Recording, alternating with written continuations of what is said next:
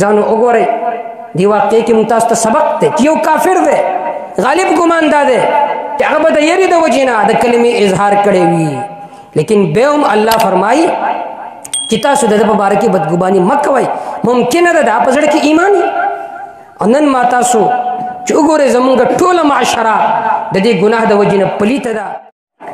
نحمده ونصلي على رسوله الكريم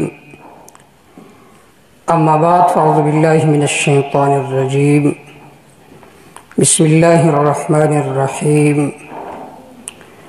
يا أيها الذين آمنوا اجتنبوا كثيرا من الظن إن بعض الظن إثم ولا تجسسوا قال النبي صلى الله عليه وسلم ظن المؤمنين خيرا أو كما قال النبي صلى الله عليه وسلم. عزیزانو نن په دې مختصر نشست کې ستاسو د وړاندې زه د یو بیمارۍ تذکره کوم.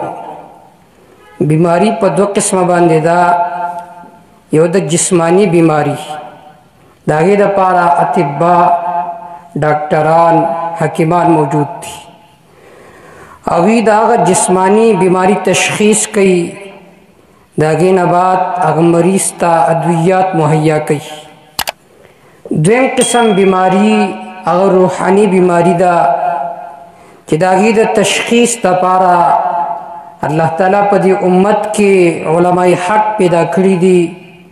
هغوی د هغه مریض تشخیص کوي د هغې نه بعد د هغه علاج کوي.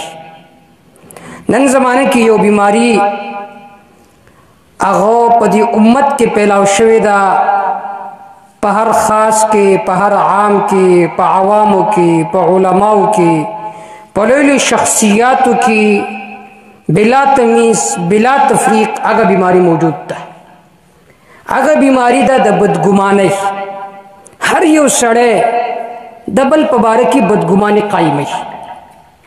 د دې په بنا باندې زمونږ د رشتہ دارانو په آپس کې تعلقات خراب شو، د علماء په آپس کې تعلقات خراب شو، د زنانو په منځ کې تعلقات خراب شو. د هغې بنیادي سبب او بنیادي وجه هغه بدګماني ده.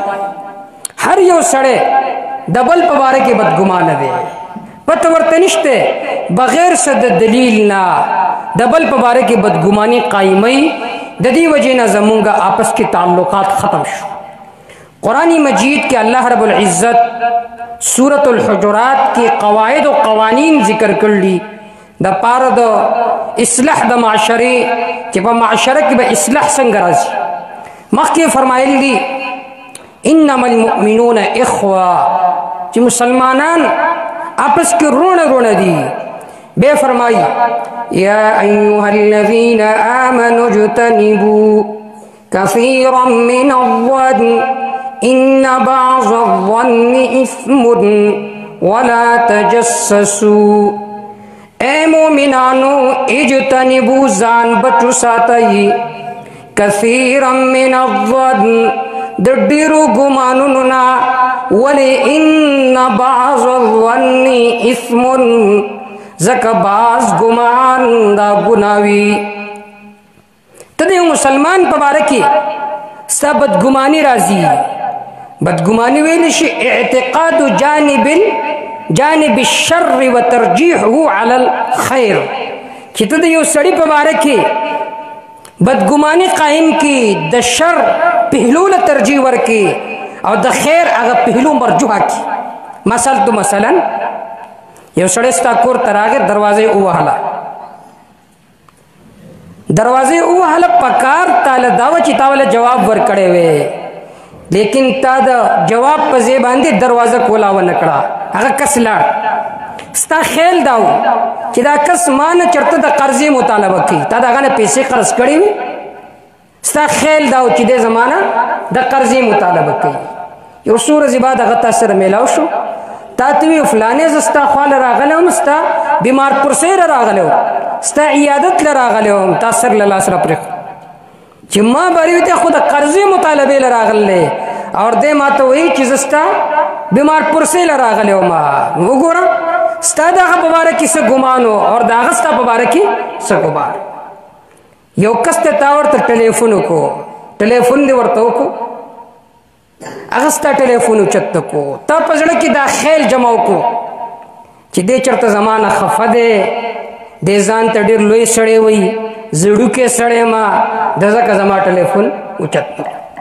اوس پته نه لګي هغه په مانځه کې دی، پته نه لګي هغه اوده دی آرام کوي، پته نه لګي هغه په یو خاص نشست کې ناست دی او تا دغه په باره کې بدګماني قایم کړه. نو د دې وجې نه زموږ څومره اختلافات چې دي د هغې بنیادي سبب بدګماني ده. ځکه الله فرمایلی دی اجتنبوا کثیرا من الظن، ځان د بدګمانۍ نه بچ ساتي. تا یو سړی ولیدو یو زنانه ورسره روانه ده، نو تا د هغه په باره کې دا ګمان قایم کو چېرته د دې سړي د دې زنانې سره تعلق دی، خراب تعلق دی. ممکنه د هغه دغه خور وي، ممکنه د هغه دغه مور وي، ممکنه د هغه دغه کور والی. که ته عذر د یو سړي لپاره لټوې نو په دې امکان کې تسل عذرونه لټولی شي. ځکه د سلفونه منقول دي چې کله ته د یو شخصیت په باره کې داسې یو خبره واورې چې هغه قابل اعتراضي، نو ته د هغې په باره کې اویا عذرونه ولټوه. ممکنه ده لیکن داسې د ممکناتو په دنیا کې انتها نشته، لیکن موږ تاسو فوراً دغه سړي په باره کې څه قایمو؟ بدګماني قایمو. نو عزیزانو، بدګماني کول د مسلمان په باره کې دا ګناه کبیره ده. او نن چې موږ ګورو زمونږ طلبا، زمونږ علما، زمونږ عوام ټول په دې بیمارۍ کې مبتلا دي. حدیث پاک کې راځي یو غزا وه، حضرت اسامه بن زید رضی الله تعالی عنہ پای کې جهاد کول. تورا اسامه بن زید رضی الله تعالی رواغسته کافر له را پرېښوده، هغه اشهد ان لا اله الا الله واشهد ان محمدا عبده ورسوله.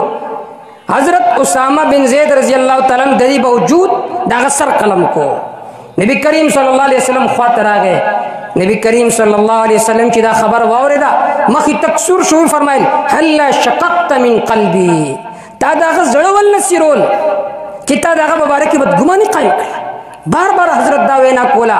حضرت اسامه فرمایي چې ما زړه کې دا خبره راغله چې زه نن مسلمان شوی وی نو دا واقعه به ما سره نه پېښه شوې. یو کافر دی، پته نه لګي چې هغه د زړه نه دا کلمه ویله، لیکن د هغه په باره کې جناب رسول الله صلی الله علیه وسلم فرمایي چې کله هغه د ایمان اظهار وکړو تاله نو پکار چې تا هغه قتل کړی وی.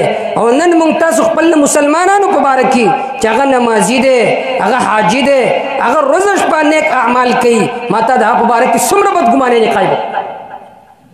نو د سوچ مقام دی، د فکر مقام دی. آخري روایت ستاسو وړاندې بیانوم. امام ابن ماجه رحم الله دا روایت نقل کړی دی. عمران بن حسین رضی الله تعالی عنہ فرمایي شهدت مع رسول الله صلی الله علیه وسلم، زه نبی کریم صلی الله علیه وسلم خواته حاضر شوم. فبعث جيشا من المسلمین، نبی کریم صلی الله علیه وسلم د مسلمانانو یو جماعت ولېږه الی المشرکین، مشرکانو طرف ته. هغوی لاړ جهاد یې وکړو. یو صحابي دی، هغه توره راواغسته، یو کس له را پرېښوده، هغه وی اشهد ان لا اله الا الله انی مسلم.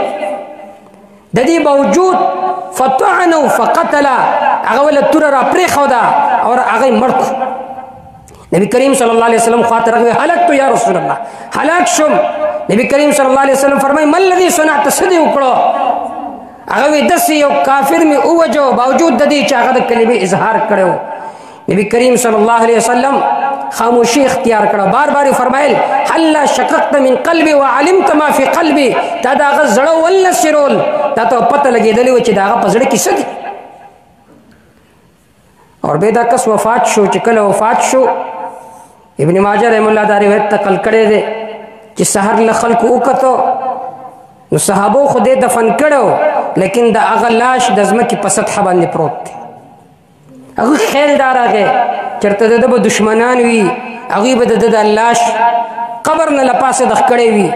څوکیداران یې پرې مقرر کړو چې کله سحر بې وکته بې لاش د قبر له پاسه پروت دی. دریم ځل هغوی مشوره وکړه چې ځوانان په ده باندې څوکیداران مقرر کړئ. چې کله ځوانان څوکیداران مقرر کړو، سحر یې چې وکتو بې د هغه لاش د قبر په سطحه باندې پروت دی. جناب رسول الله صلی الله علیه وسلم ارشاد فرمایل قبر ددنا دلوی گناہونو والا اغم برداشت کئی خو اللہ تعالی خلق تخای خپل د کلمې د توحید تعظیم چې د الله تعالی د کلمې تعظیم نو ساتلې ځکه الله تعالی بار بار د لاش لپاسه کوي د قبر ځانو وګورئ دی واقعي کې ممتاز ته سبق دی چې یو کافر دی غالب ګمان دا دی چې هغه به د یری د وجې نه د کلمې اظهار کړی وي لیکن بیا هم الله فرمایي چې تاسو د ده په باره کې بدګماني مه کوئ ممکنه ده دا په زړه کې ایمان او نن ما تاسو چې وګورئ زمونږ ټوله معاشره د دې ګناه د وجې نه پلیته ده الله تعالی دې اول مالا په دې خبره عمل توفیق را نصیب کی چې زمونږ د نفس نه الله دا صفات ذمیمه دا وباسي اور خستو صفات سره زمونږ نفس محلا اور مزین کی خاص کر د دې